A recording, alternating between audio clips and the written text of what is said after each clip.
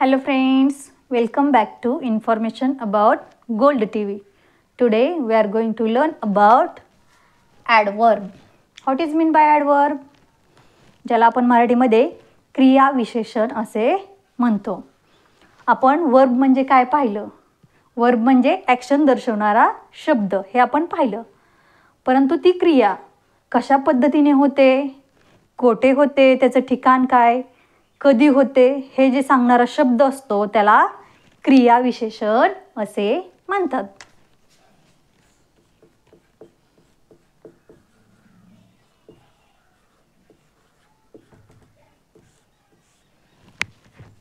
Adverb means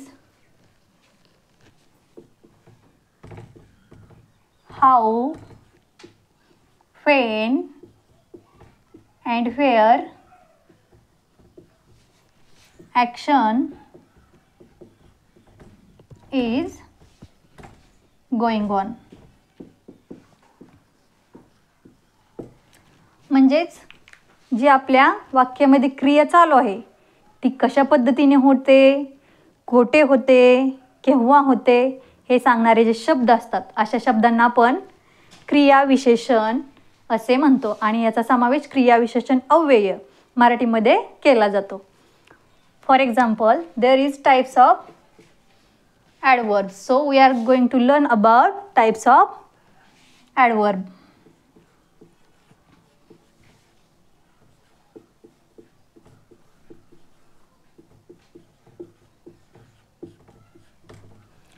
First type of adverb is adverbs of frequency.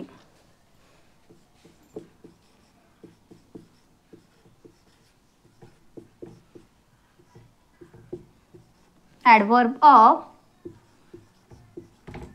frequency. Frequency म्हणजे बघा ती क्रिया. ॲडवर्ब म्हणजे याचं मिनिंग बघा. फ्रिक्वेन्सी म्हणजे जी क्रिया कशा पद्धतीनं होत आहे त्याचा जो सिक्वेन्स आहे त्याला आपण काय म्हणतो? Adverb of frequency. म्हणजे सिक्वेन्स असतो. वन्स, ट्विस, मराठीमध्ये म्हणतो आपण दोन दोनदा, तीन तीनदा. एखादी गोष्ट अशा पद्धतीने जेव्हा आपण सांगतो की मी तीन तीनदा चहा घेतला, मी दोन दोनदा तिकडे जाऊन आलो, त्याला आपण इंग्लिशमध्ये कसं करतो ट्रान्सलेट? वन्स, अगेन अशा प्रकारचे एक्झाम्पल त्याच्यामध्ये मोडतात. For example, again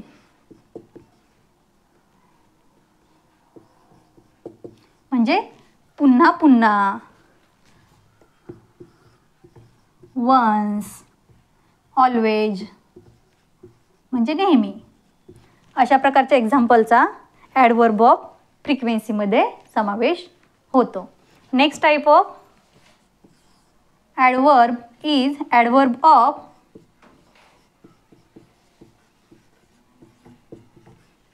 manner.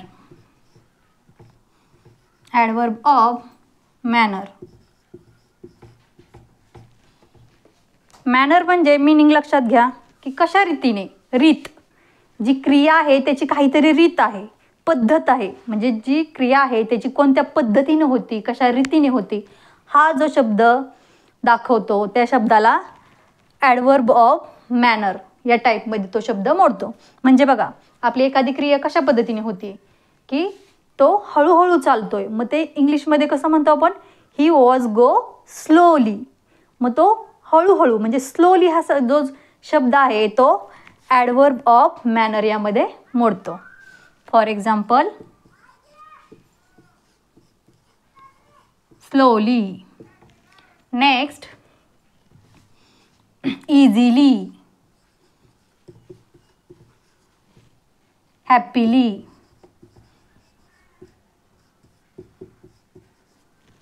म्हणजे बघा आनंदाने, एकदम चांगल्या रीतीने, स्लोली, सावकाश, इझिली, सहजरित्या त्याने ती क्रिया सहजरित्या मी हे करू शकतो, त्याने ते खूप आनंदाने पार पाडले. म्हणजे हे जे शब्द दर्शवतात ते ॲडवर्ब ऑफ मॅनर या प्रकारामध्ये मोडतात. आपण look at here. Next type of adverb is adverb of time.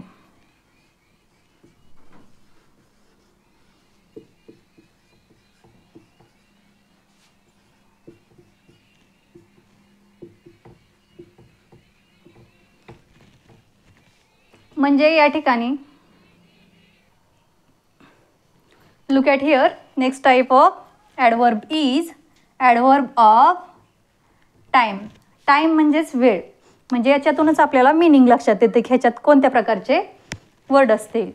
जे वर्ड क्रियेची वेळ दर्शवतात, ती क्रिया कोणत्या वेळी घडली, अशा सगळ्या वर्डचा समावेश ॲडवर्ब ऑफ टाईम या टाईप्समध्ये होतो. फॉर एक्झाम्पल, टुडे, yesterday,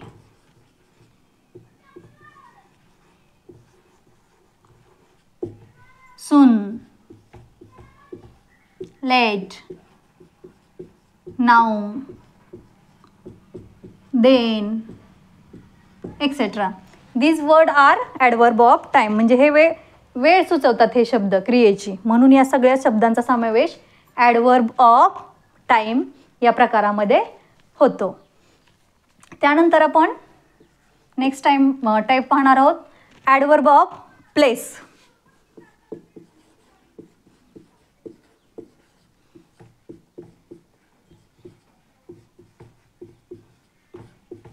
ह्याचं मीनिंग पहा. Adverb of place.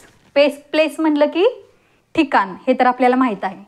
मग ती क्रिया कोणत्या ठिकाणी घडली, हे जो सुचवणारा शब्द असतो, हे जे सांगणारा शब्द असतो, त्या सगळ्या शब्दांचा त्या ऑल वर्ड्सचा समावेश ॲडवर्ब ऑफ प्लेस या प्रकारामध्ये होतो. फॉर एक्झाम्पल, अप म्हणजे वरती, डाऊन खाली, नियर, बिसाइड म्हणजे हे जे शब्द सुचवतात की क्रिया नेमकी कोणत्या ठिकाणी घडली, खाली, वर, इकडे, तिकडे, हे जे सगळे शब्द आहेत त्या सगळ्या शब्दांचा, सगळ्या वर्डचा समावेश ॲडवर्ब ऑफ प्लेस या प्रकारामध्ये होतो. For example,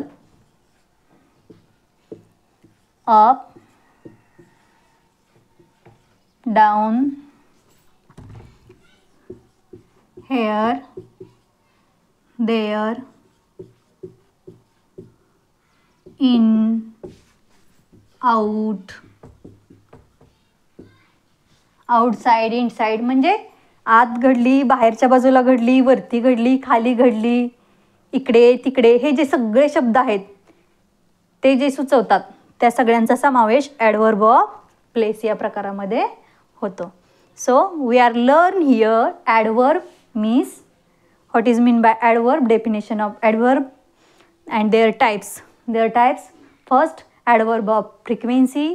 next, adverb of manner, adverb of time, adverb of place and adverb of frequency. These are 4 types we are learn here. Thanks for watching.